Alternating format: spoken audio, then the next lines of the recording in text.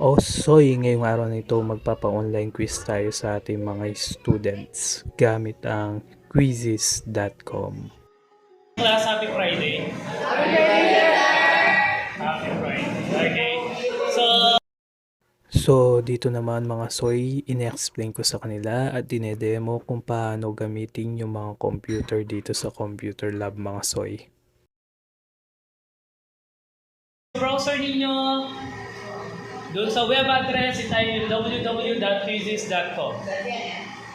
Okay, kapag nandiyan na kayo, huwag nyo nang pagkalaman. Kapag nasa Google kayo, tinype nyo o sinearch yung quizzes.com, pakipindot lang yung link ng quizzes.com. So, yan yung tool na gagamitin natin for your quiz today. Ano nangyari na? I-back mo yun sa'yo. Back. I-search mo na lang sa Google dyan. Quizzes na lang. Type mo quizzes.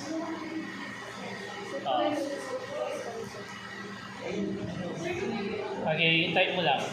Yan, enter. Tapos yan. I-click mo na lang yung link. Pindutin si enter code. Nasa itaas, bandang taas, menu enter code. Nasa itaas, menu. Okay, enter code. Then, i-type ang 546482, no space. Okay? 546482. Tapos, join. Your quizz's name is... Tapos, yung name na ilalagay nyo dyan, first name and last name. For example, yung sa akin, Jeremy Messina. Na? Kimberly. Okay. First name, last name. Tapos start. So, 2, 4, 5, 6, 7, 8, 9, 10, 11, 12, 13, 14, 15, 16, 17, 18, 19, 20, 21, 22. 22 kayo, may isang absent. Okay, dapat 22 yan. 10 pa lang yung nakakapag-enter, nakakapag-join. 14. 15. So, 7 pa. 16. Anin pa. 18.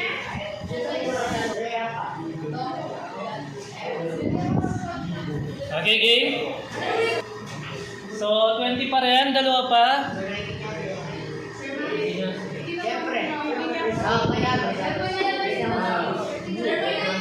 Hindi.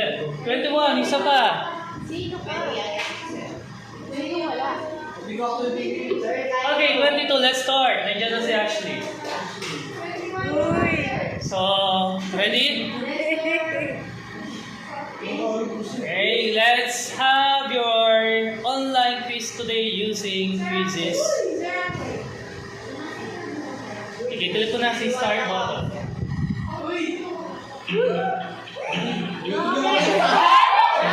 Quiet.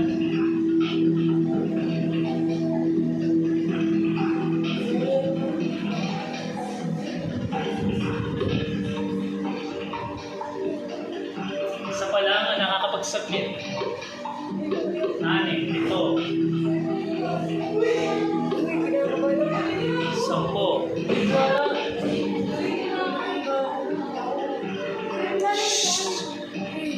Sa monitor lang kayo tumingin, sa monitor nyo.